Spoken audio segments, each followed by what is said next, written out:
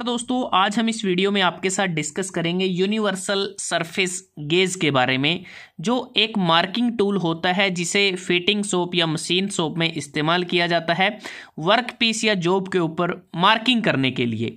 क्योंकि किसी भी वर्क पीस या जॉब पर मशीनिंग ऑपरेशन करने से पहले मार्किंग की जाती है, तो इस टूल की मदद से मार्किंग की जाती है। या फिर जो कोई भी राउंड बार या जो वर्क पीस है उसके सेंटर को लोकेट करने के लिए, जैसे इस वी ब्लॉक में हमने राउंड बार को इंसर्ट किया है या होल्ड किया है, तो यहाँ पर सेंटर को लोकेट करने के लिए यूनिवर्सल सरफेस गेज का इस्तेमाल किया जाता है। इसके अतिरिक्त इसका एक पर्पज़ और होता है, जब लेथ मशीन पर फोर्जा चक में हम वर्क पीस को होल्ड करते हैं तो मशीनिंग करने से पहले वर्क पीस की जो सेंटरिंग की जाती है उसके लिए हम यूनिवर्सल सरफेस गेज का इस्तेमाल करते हैं।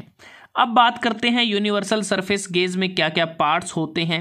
तो इस डायग्राम में अगर आप देखें, सबसे पहले है बेस।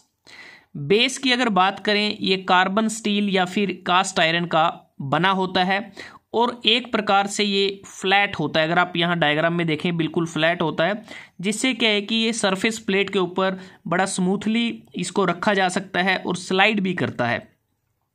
इसके अतिरिक्त इसके बेस में अगर आप यहाँ देखें, एक वी स्लॉट इसके अंदर बना होता है।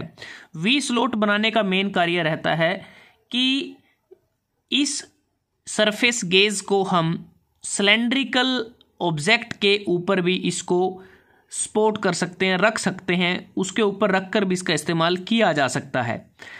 और जो बेस है परफेक्टली ये मशीन्ड सरफेस होता है, ताकि ये जो स्मूथ सरफेस हमें इसके बेस पर मिलता है वो पूरे बढ़िया तरीके से वो रेस्ट करे सरफेस प्लेट के ऊपर। उसके बाद जो नेक्स्ट पार्ट है वो है रोकर एडजस्टिंग स्क्रू। ये वाला जो स्क्रू है, ये एक प्रकार से इसमें रोकर का हम इस्तेमाल करते हैं।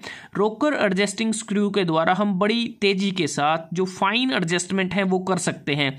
जैसे इस डायग्राम में अगर आप देखें, थोड़ा सा इसको आगे की तरफ स्पिंडल को टिल्ट कर दिया गया है, तो फाइन एडजस्टमेंट भी हम इसकी द्वारा कर सकते हैं। उसके बाद यहाँ पर देखें, एक स्पिंडल नट लगा हुआ है और रोकर के ऊपर यहाँ पर एक स्पिंडल को इसमें अटैच किया गया है। तो इस स्पिंडल को हम जो रोकर के ऊपर इसको लगाते हैं, तो स्पिंडल को हम आगे भी कर सकते हैं, पीछे भी कर सकते हैं, किसी भी एंगल पर इसको इंक्लाइंड कर सकते हैं अपनी आवश्यकता के अनुसार, और उस स्पिंडल की पोजीशन को एक पर्टिकुलर इंक्लिनेशन पर लॉक भी किया जा सकता है। उसके लिए हम स्पिंडल नट का इस्तेमाल करते हैं। उसके बाद अगर हम देखें, यहाँ पर ये जो स्पिंडल हम यूज़ करते हैं, ये स्पिंडल जो रोड है ये स्टील की बनी होती है और इसके ऊपर यहाँ पर अगर देखें स्नग लगा होता है, जिसे हम क्लैंप भी कहते हैं। जो स्नग है वो इस स्पिंडल के साथ ऊपर या नीचे स्लाइड कर सकता है कि वर्कपीस की हाइट कितनी है। अगर हाइट ज़्यादा है तो इसको ऊपर किया जा सकता है, अगर वर्कपीस की हाइट कम है तो स्नग या क्लैंप को नीचे किया जा सकता है। और इस स्नग में अगर यहाँ पर देखें, एक स्क्राइबर लगा होता है और इस स्क्राइबर में दो एंड होते हैं, एक ये स्ट्रेट एंड होता है, दूसरा इसका बेंट एंड होता है। स्ट्रेट एंड के द्वारा हम वर्कपीस के ऊपर स्ट्रेट लाइंस लगा सकते हैं और जो बेंट एंड होता है इसके द्वारा हम वर्क पीस का जो टॉप सरफेस है, जैसा इस डायग्राम में नज़र आ रहा है, टॉप सरफेस पे हम पैरेलल लाइंस लगा सकते हैं, स्ट्रेट लाइन लगा सकते हैं, और बेंट एंड के द्वारा हम वर्क पीस में इंटरनल मार्किंग भी कर सकते हैं। और जो स्क्राइबर होता है, इसकी पोजीशन को लॉक करने के लिए हम स्क्राइबर नट का इस्तेमाल करते हैं, जो स्नग के साथ लगा होता है। इसको टाइट करके या लूज करके हम आवश्यकता अनुसार स्क्राइबर को उसकी पोजीशन पर हम इसको रख सकते हैं। तो इसके बाद हम बात करते हैं कि यहाँ पर गाइड पिन्स लगी होती हैं, जो काफ़ी इंपॉर्टेंट क्वेश्चन है, बार बार पूछा जाता है कि यूनिवर्सल सरफेस गेज में गाइड पिन्स का क्या कार्य होता है। तो जो बेस होता है, बेस के ऊपर एक और एक दो गाइड पिन्स लगी होती हैं। ये हम इनको पुश डाउन करते हैं, इनको निकाल भी सकते हैं अगर ज़रूरत नहीं है, अदरवाइज लगी भी रह सकती हैं। लेकिन जब इनका इस्तेमाल करना है तो उस केस में इनको हम पुश डाउन करते हैं, नीचे की तरफ निकालते हैं। जैसा इस डायग्राम में देखें आप, ये नीचे की तरफ निकल आई हैं। उसके बाद हम क्या करेंगे, इन गाइड पिन्स को हम ये जो सरफेस प्लेट है, इसके जो एजेस हैं यहाँ पर इसको लगा दिया जाता है और वो इसके अलोंग वो स्लाइड करता है।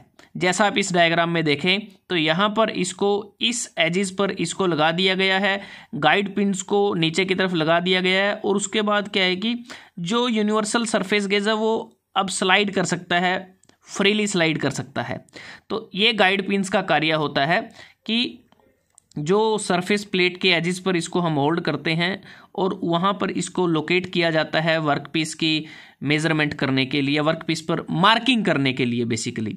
तो दोस्तों ये जो यूनिवर्सल सरफेस गेज है ये सरफेस गेज या स्क्राइबिंग ब्लॉक से एक्यूरेट होता है। तो कह सकते हैं कि यूनिवर्सल सरफेस गेज ने सरफेस गेज या स्क्राइबिंग ब्लॉक को रिप्लेस कर दिया है, या फिर कह सकते हैं इम्प्रूव्ड वर्जन भी कह सकते हैं हम स्क्राइबिंग ब्लॉक का। तो दोस्तों आज हमने इस वीडियो में आपके साथ डिस्कस किया यूनिवर्सल सरफेस गेज के बारे में। अगर आपको ये वीडियो अच्छा लगा आप इसको लाइक कर सकते हैं, शेयर कर सकते हैं अपने दोस्तों के साथ, स्टूडेंट्स के साथ। जल्दी हाजिर होते हैं एक नए वीडियो के साथ, तब तक के लिए धन्यवाद। आपका दिन शुभ रहे।